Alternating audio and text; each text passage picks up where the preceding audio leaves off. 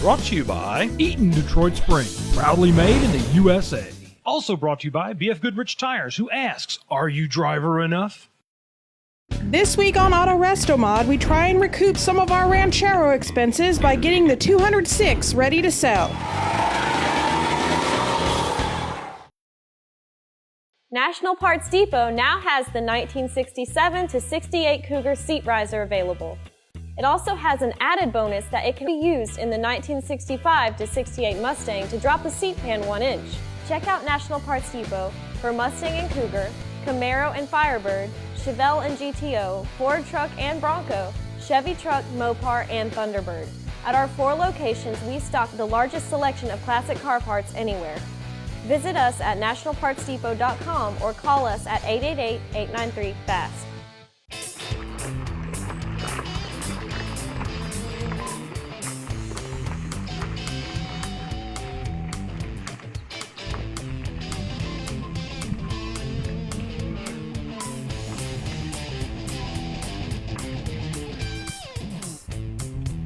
This is a lot easier to push than the wagon.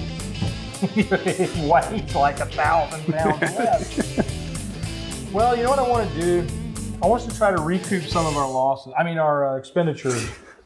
We brought this thing back. So we're at like, what, 500 and some odd change. Yeah, $547 in it. So what I want to try to do is to see if the 6-cylinder will run. We should possibly, if we know it runs and we show that it runs, be able to get about $150 for it. That's not a lot, but it's something. It'll go toward getting some money back. Plus, we got some of the other loot that we're going to put on eBay. So hopefully we can get this thing down to where it's only a couple of $100 because you and I both know we're too much V8 guys to keep that 6-cylinder in here. You've talked about it, but I just don't get it. So it's got so much room for a turbo. So I see you have some Marvel Mystery Oil. Cool. We'll talk about that in just a second because it smells nice and minty. All right, so I'm going to grab up some tools and we're going to get busy on this thing. We've got a lot to do to hopefully get this thing started. And I've already found some things looking at it that kind of just, well, I found a lot of things that distress me greatly, other than just the generalities of a car or truck or whatever it is. Thing. Yes. All right, dude. 13/16. Ooh. Long handle, short extension. Marker. I like those. And tape. Sweet. Should be good to go. All right. So what I'm going to do now is I'm going to go ahead and go and try to find the starter button that you brought because I know that we've moved things around in the shop a little bit today. Do that. I'm going to let you finish up talking to these guys because there's some things you need to go over about taking all this apart. Yep. Have fun. Yay. Bye. Bye. All right, first thing you need to do is mark your plug wires. Got some tape and a Sharpie. Just go down the line for this 1 through 6. All right, now that we got the plug wires marked, I'm gonna pull them off, start pulling the spark plugs out.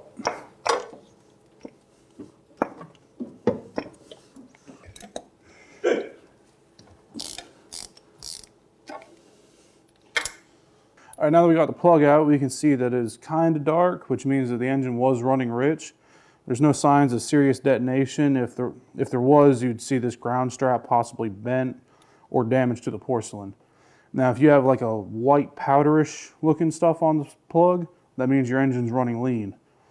All right. All right, now that we've inspected this, I'm gonna mark it so I know which cylinder it came out of. And I'm gonna keep doing that all down the line. All right, now the reason we're marking these plugs is so that later when we do a compression check on this engine, we know which plugs came out of which cylinder, and we can kind of tell the health of the engine based off of that. And we can see which ones are possibly burning oil. If one of the compression's low and it's burning oil, the rings are probably bad, and so on and so forth. It's just a good measure. Okay, so you got the plugs out of her. Yeah, they don't look too bad for a carburetor. Good. Now, one point I will make about plugs is this. Why you want to do this is if you have one plug that is suspect, like you have a ton of oil on it, or it's really gray and not the correct tan, you'll want to know which plug that is because it could be indicative of a problem. Now, we're still going to do a compression check on this thing, but plugs can give you a little bit of a key as to what's going on. A lot of oil in the plug, you probably have blow-by, If the plug is really gray, you've had a problem with it running too lean. And if you've got one plug running lean, it could be any number of things within the engine. Our biggest concern here is to try to see if we can get this thing running.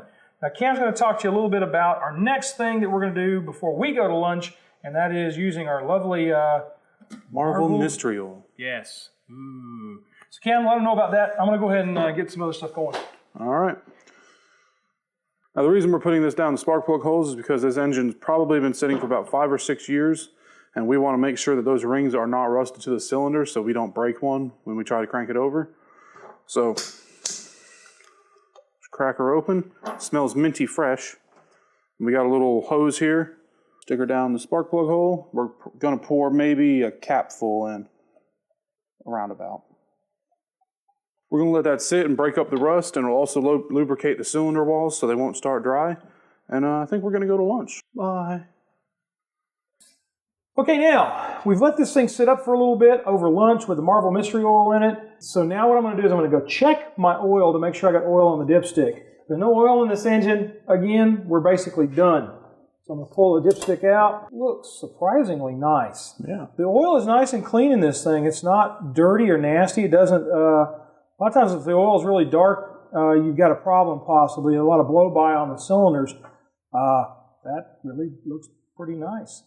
So we'll go and put that back in. So that's the first check that's coming out kind of positive on this. All right, so we've got oil in there. So I guess now we're going to spin her over and see what we got. Everything's looking like we're gonna be okay. So you spin me right around. Good news is it spins pretty easy. It does spin nice. I don't hear anything. I think the noise I'm hearing is actually, if you look on the floor, you can actually see dirt coming out of the... There might be a small rodent that's kind of sad now. Maybe that's the crunchy noise we heard. All right, so we've got good rotation on it. The only crunchy noises we're hearing are coming from out of the area of the flywheel, and there's a pile of dirt on the floor. All right, well, I'm going to pull the valve cover on this. And we've taken the studs out of here, but I'm going to pull the valve cover off and see if we got rotation on the top. Don't want to wreck that valve cover gasket. Oh, no. That's OE, man. I'm not seeing any Earl up here yet, but I don't know that that's going to be the case unless we got on it with something that's going to cause a lot of rotation. The thing we could possibly do at this point, it looks like we've got good valve operation all the way across the board. All of them are no push prod problems, so we know we've got a pretty decent operation on the head. The next thing we could do is we could go in and pull the distributor out and prime the oil system on this car. I would almost rather go ahead and try to put a little bit of oil in on top of the lifters and all that from a bottle of oil initially, just because I don't want to pull that distributor out and have to jack around with trying to get it back into position. Because what's going to end up happening is if we do get it to start and run, it's going to oil up quicker than him trying to sit down here on the floor and spin it by hand or in any other way that we've got access to around here. So we know we've got good operation on the front end, on top end. We know we've got good oil in the bottom end. I don't know. I'm getting closer to wanting to go ahead and see if we can get the electrical system set up on this thing to get this thing started. Make some noise. It doesn't have an exhaust pipe on it. Open headers. I wouldn't call that a header, but whatever. All right, so that's the next thing we're going to do. I'm going to get some stuff. We're going to start trying to figure out what our wiring looks like on this thing. So let's get rolling. One of the things I'll tell you on this is you should always, if you buy an old car like this, go ahead and get the service manual for it when you buy the car. Just simply because it'll make life a lot easier trying to trace down the wires and all those kind of issues that you can run into when you first start working on something like this. This car is a prime example of that being a problem. Now, they got their stuff wrong, but coloring-wise, right. Now, on this car, the starter solenoid has the red with blue wire coming to the starter solenoid, but unfortunately, this is the engine side. And this is either the water temp or the oil pressure. Not sure which, but let's face it, it really doesn't matter because this car will never start with this setup. So what I had to do is go in and look through the harness that was shoved down inside the bottom part of the engine bay, and I found the correct wires. Now, on a Ford, you're going to have your red with blue, which this one would be normally going over the coil. That one is going to be going to either the water temp or the oil pressure. And on almost every Ford I have ever worked on that has a 12-volt system, your brown wire goes over to this side of the starter solenoid, and your red with blue goes to this side of the starter solenoid. Now, if we were going to be doing it the normal way, this would work out just fine. But Cam's going to show you a way to do this if you're not worried about keeping your wiring harness and all you're trying to do is establish that this engine will start and run. So I'm going to have Cam come in and set that up, and we're going to try to get this thing rolling here pretty quick. All right, so we have the battery out of the Falcon set up here to do our compression check and also to check that the starter is functional. Now we have here the battery cable on the negative side running down to the intake to ground out the engine. We have another jumper lead here to ground out the solenoid. We have the positive cable coming down to the battery side of the starter solenoid. Now I have my handy dandy little starter button here, and that is going from battery positive to the first stud on the starter solenoid. Now we have gone through and checked all the that's a little bit loose. Tighten that up real quick.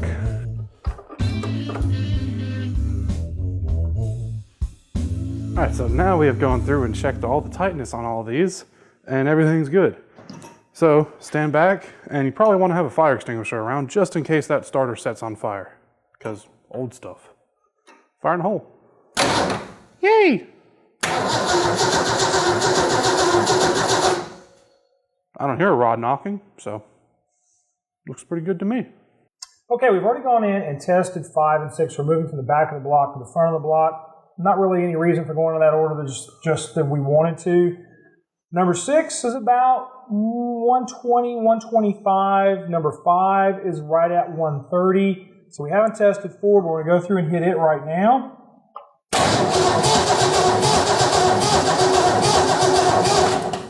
Got a problem on number 4. We're only at about 60 psi on number 4. So, Cam, what do you think that could be? Well, we could put some oil down the spark plug hole, and if the pressure jumps up a good bit, then that would mean that the rings are possibly bad. If it doesn't jump up, then the valves probably aren't seating, or you might have a hole in your piston. You know what, I'm kind of betting on maybe a valve not seating because this engine's sat up for a long time, so it may just be that it needs to be loosened up a little bit. Or a ring could be stuck.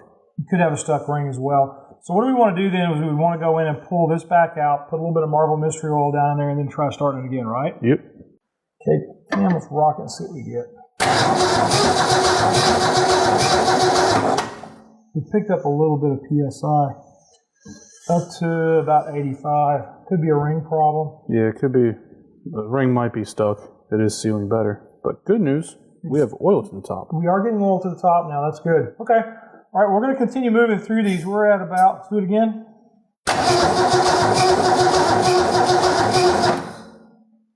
Say about 90, but that's weak. What I want you to do too, guys, is have a sheet of paper, and on that sheet of paper you want to write down what your compression is on each one of the cylinders through your series, and they should be within about what, 10 PSI. 10 PSI for a non-performance engine is okay. It would run just fine. We are outside of that with number 4, but I have a feeling that may come back up because, again, this engine sat up for a while, so we may be able to work that out of it. We'll take a look and see what we get. But we're going to continue on with this, and then we're going to move on to the next thing after we get this done.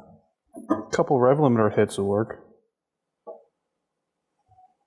What am I going to do with you? All right, folks, I have my safety glasses on because we're going to start the engine now, try starting it. We've played around with it a little bit. We had the points weren't set at all on the car, so we had to go in and set the points up. We've mucked around with it a little bit off camera trying to get all that to work. And Cam made a good point here. In the next couple of weeks, we're going to be going in and actually doing an episode on how to set up and gap points on a car. And probably next week we'll be working a little bit harder to get this engine where it actually runs like it's supposed to. So we're going to try firing this thing off and see what we get. We got a can of ether. So we're going to spray some ether down the carburetor's throat and hope for the best. Fire in the hole. Fire in the hole!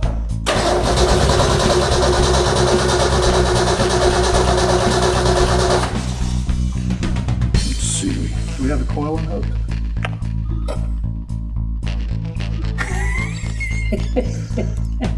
right, fire in the hole again. Let's try this again. Did something. Fire in the hole again.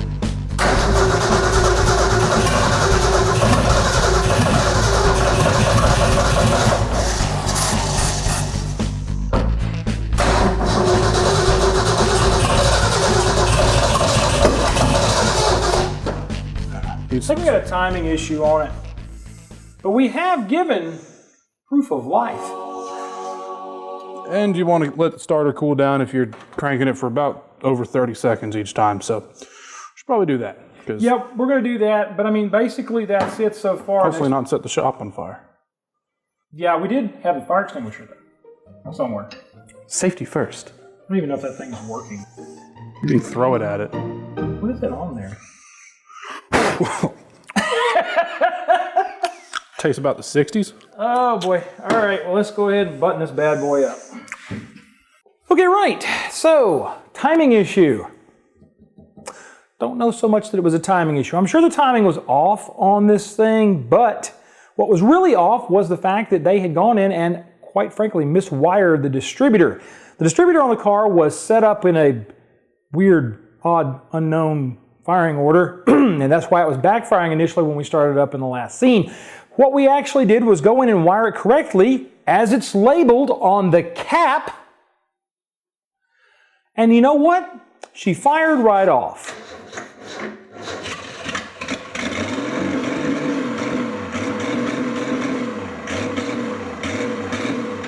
That just goes to show you that you have to pay attention to everything someone else did to a car that you're getting fresh and working on brand new, because you just, quite frankly, never know what Dick Doofus has done to you before this. Now, I will say this isn't Doc's fault. Doc never messed with the engine on this Ranchero. There you go. The car is now wired correctly and the engine starts and runs, leading us to think that maybe we should go in and redo the carburetor and possibly go in and work on the distributor and maybe repaint the engine. And I think maybe we should just do a closeout for now. All right. Well, we have proof of life. And a sweet tonneau cover.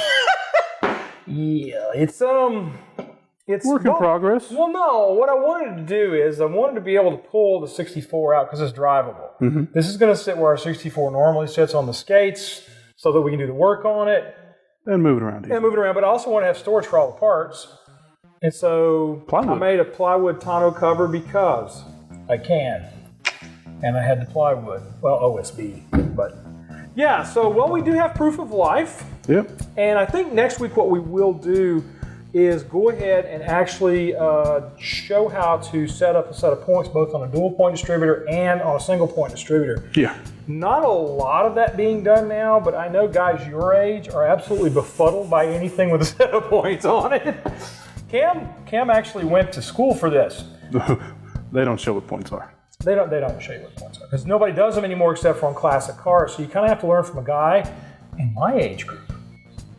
So next week, what we're going to be coming back with is how to adjust points on a classic car. So do us a favor and come back and watch us next Thursday on Autorestomod. Have a great week. Let's see if she can purr. No.